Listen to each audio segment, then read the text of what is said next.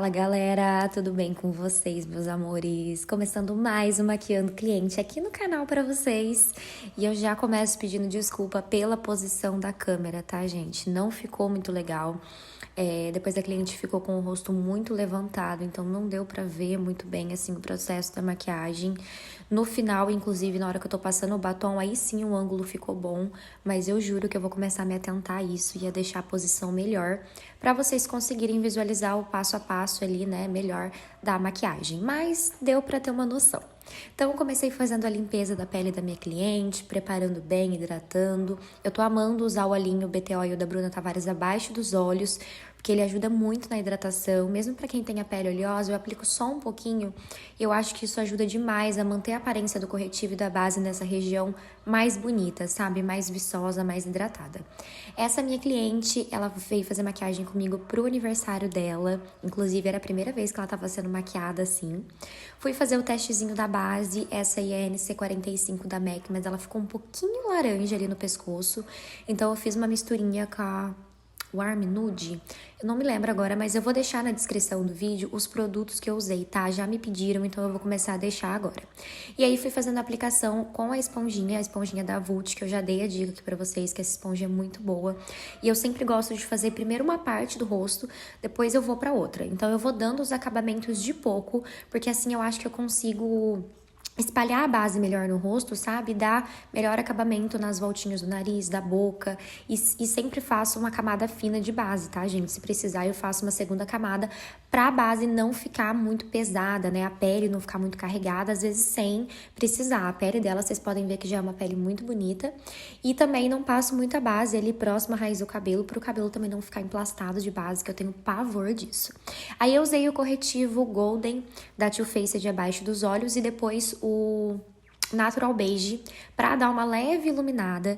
E, gente, o olhinho da minha cliente, ele tava bem sensível, ele tava lacrimejando bastante e por isso a importância de vocês fazerem uma pré-maquiagem, uma preparação de pele bem resistente, pra você não ter problema na construção da maquiagem da cliente lacrimejar e aí a base, o corretivo começar a abrir e você começar a entrar em desespero. Então, conforme eu tava fazendo a pele dela, eu já tava ali com o algodãozinho e um lencinho pra ir enxugando a lágrima, mas como a preparação da pele foi muito boa, muito bem feita, eu não tive problema com a pele ficar abrindo.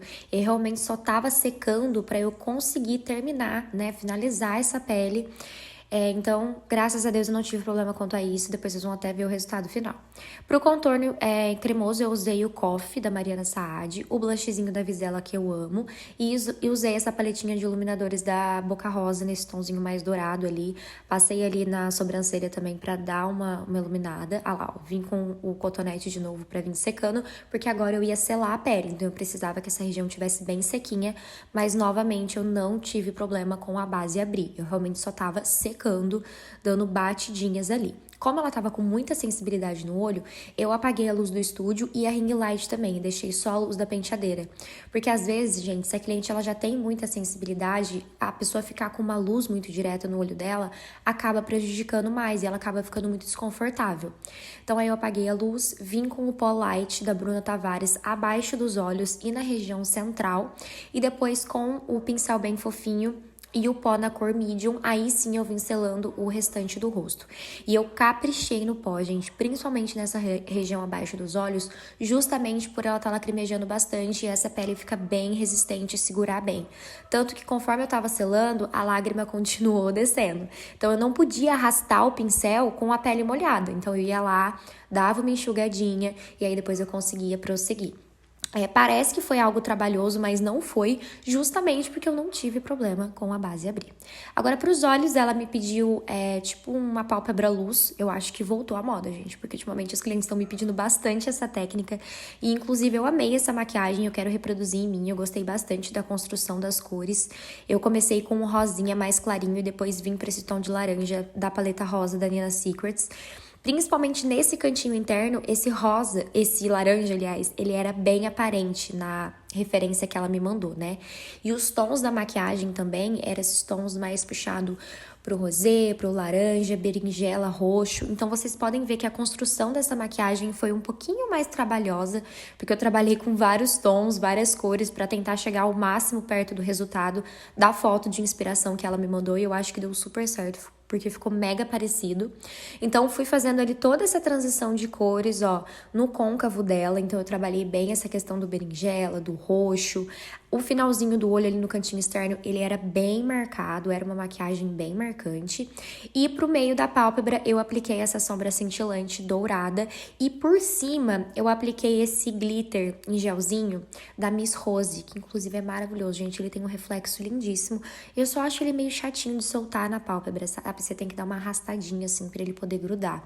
Mas eu achei que ficou bem próximo do resultado que ela me propôs, né?